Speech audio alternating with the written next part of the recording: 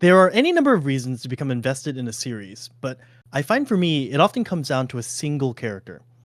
The animation could be bad, the plot could be subpar, but it only takes one memorable character to forget all of that and bear through the moments in between their appearances. We think these 10 are plenty memorable in and of themselves. Here are your nominees for Best Character of 2024.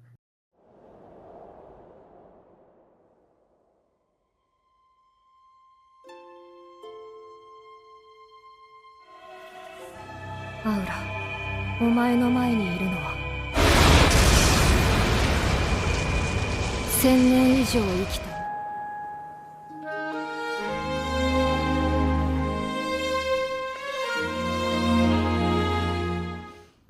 北宇治高校お願いします。はい。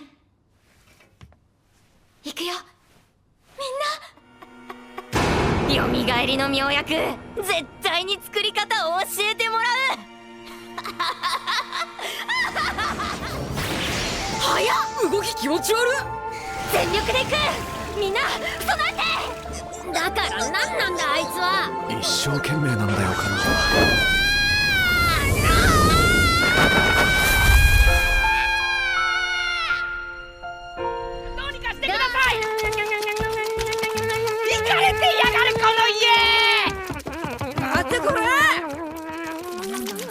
グループの一員として動くことになるわけだ。重要なのはチームワークなんだよね。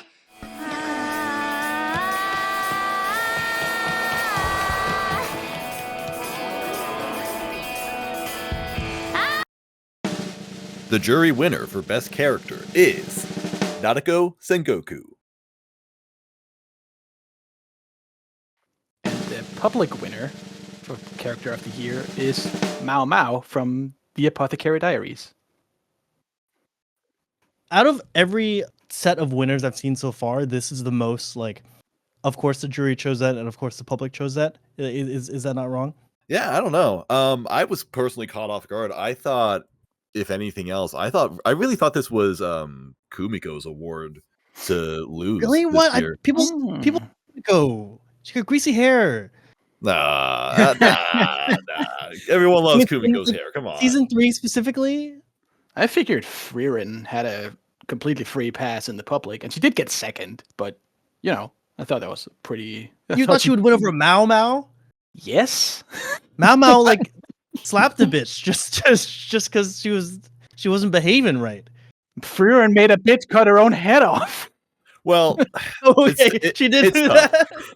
It's tough because I think if Mao Mao and Frieren were in the same show, they would be absolute besties. They just have the same vibe. They have like, but I don't know. I think that just in general, people have been more endeared by Mao Mao's kind of endearing, chaotic energy. You know? Yeah. She's just like she's a very smart character, but she's got a lot of meme power behind her as well. So everyone likes her. It's the power of Aoi Yuki. Yeah, terrific voice acting. My favorite thing about Mao Mao is just how nonchalant she is about everything. Her backstory is kind of revealed, and she basically gets kidnapped and brought to live in this random palace in Imperial China. But instead of like freaking out or trying to escape or whatever, she just goes like, "I guess this is my life now," and she makes is the best of the situation. Absurdly chill about it. Just, I guess this is where I live now. I kind of figured that. See, that's something I remember because that was very long ago now. Thinking that she got kidnapped and taken somewhere super far away, and she's like, "Well, I'm never gonna get home." But then later she visits home, and it's like she short just little walks carriage ride away. It's like right next door. No, but that's also like a beautiful moment, isn't it? It's kind of like she's able to reconnect with her father, like her actual father. Yeah. It's a really nice arc. So I think she really is like a really good blend of comedic moments, the conniving moments where she like goes all in about poison and herbs and whatever with the cat ears, but also those like really nice, heartfelt, emotional moments where she can like connect with her father and deal with like protecting her friends and the people she cares about. Yeah, it really just comes down to why Apothecary Diaries is so great in general. It's just so great with the comedic timing. Now, on the other hand, Nadeko, I mean, any Monogatari girl is going to be up there, right? Yeah, and also talk about another character with really highly celebrated voice actress. But, I was saying that this was Kumiko's award to lose because UFO just has such a strong fan base, and a lot of that is centered around Kumiko's character development. But we also can't discount the fact that Nanako has been around for a really, really long time at this point. She's been a character in development for 15 years and how many seasons? So I personally haven't seen this much of Monogatari. I'm only like halfway through the series, so I'd like to know what she does in this season, at least like how she develops or something, or just what made her so memorable in particular, compared to everybody else. Yeah, it's the anthem. She's got the timeless anime anthem. Oh, yeah, it might be She a little has more than the the song. anthem. Protractor, do you mind illuminating exactly what the jury saw in her performance for this season? Because I Yeah, think of the season is almost like a nice like capstone on her arc, right? Yeah, it's a capstone. It's really the most important and best part of it because so I was also new to Monogatari coming into this process, and of course, like it is a cast. It's a show with a very strong cast, lots of characters. When I was watching it, I thought this could be character of the year. But something a shared thought amongst the jury is that coming into this season, Nadeko was sort of seen as one of the weaker characters compared to the cast. But Nadeko draw her story arc for this season just was it really sold us on the new Nadeko. It helped recontextualize all of her old versions of herself. The premise of having her have to deal with 4 past incarnations of herself was so strong, and just visually, Monogatari has always had such an incredible way of telling the story. But getting to see inside Nadeko's mind, just like there's so many great shots. Even just the image that we're seeing of her highlight photo, she was just a wonderful character. I was wondering what the image is a reference to. It looks like Lupin, right? Looks Is like that what it is? also looks like the stereotypical like gorilla makes fun like Oh, big kinda. muscle girl who gets mad. I just assumed it was Yeah. parodying some series and the part. Does look like Lupin. It's so funny because when you first see Nadeko, like in the original Bakemonogatari arc, she's this kind of annoying, very sexualized character for no reason. Like, one of the very first scenes is her getting like a snake shoved down her throat, and she's like writhing in like a school swimsuit. And Oh right. this, yeah, oh yeah. Oh, But, now I remember that scene. So true, Well, bestie. what's so funny is that this current season, this arc that she was nominated for, almost like it pays homage and nod to that, where she has to like physically deal with her past self. And I don't know, I think it's so Monogatari to take that kind of meta element into account as well, and literally say like, hey, we know this was like, we know she used to be like this, and now she's having to deal with that. I found it very creative.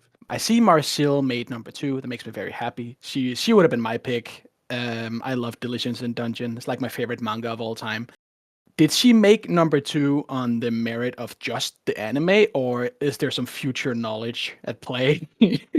This is purely based on the anime. We don't. Okay. I haven't spoiled myself on the future volumes, and no other juror would. If they know it doesn't come into play. Right, good. Marcille got a lot of points for just being probably the most expressive character on the list. Yeah. She plays a great straight man character, but she's not just a stick in the mud. Like she's got her own taboos that come up through the season. Eccentricities. Yeah. Like what I like about her so much is this. She's very by the books on everything and stick in the mud, but then at the same time, she's also studying forbidden magic. So, for her own personal reasons, which the show touch on a little bit, but there's going to be much more of later. So that's why I love her so much. Yeah. She seems like a stick in the mud until you remember it's just that she doesn't want to eat like a goblin. She just doesn't want to eat monsters, which is, it's fair. She is the most normal person in the cast. No, that's chill fuck. That's easily chill fuck. That guy, he's got a family. Dude's got a family. He's got 3 kids and a wife. Protractor, what were you really looking for because we took best character this year, and we used to have like best main character in a comedic role, dramatic role. We combined everything into just one category this year. Was it hard, sifting through the almost overwhelming amount of characters to find out the standouts? Yeah, for sure.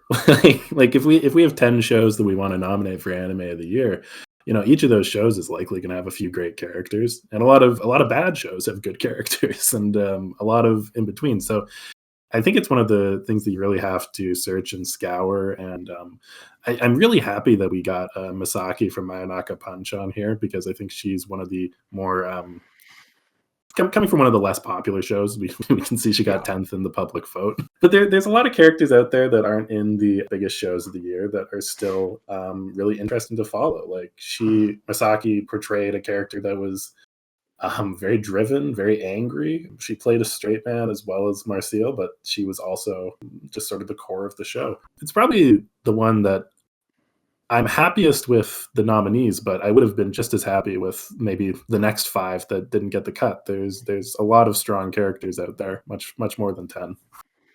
Now, knowing that there's so many strong characters out there, why did you nominate one that's dead for a large majority of the series? What? Himmel? Everybody loves that. Everybody loves Himmel. Hero Himmel? Himmel, He is him. What would Himmel do? Yes. He would probably wouldn't Himmel do? nominate himself, but we did. The thing with Himmel, and I had the thought at first when it was brought up for discussion that, he's a character who is dead for most of the story, and the story starts at his funeral.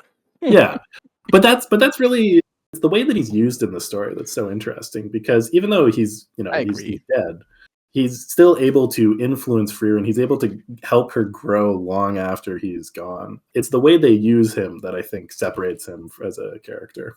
Well, yes. I think that's fair enough. That's all the time we have. This is our Himmel. I don't know what that means. This segment is Himmel. It's passing away, but it will be remembered for ages. I think that's the message. Yeah, this was truly our Himmel. Okay. This is our Himmel, guys. This is the Himmel of all time. This is our journey's end. Yes, there you go. So thank you for coming, and goodbye.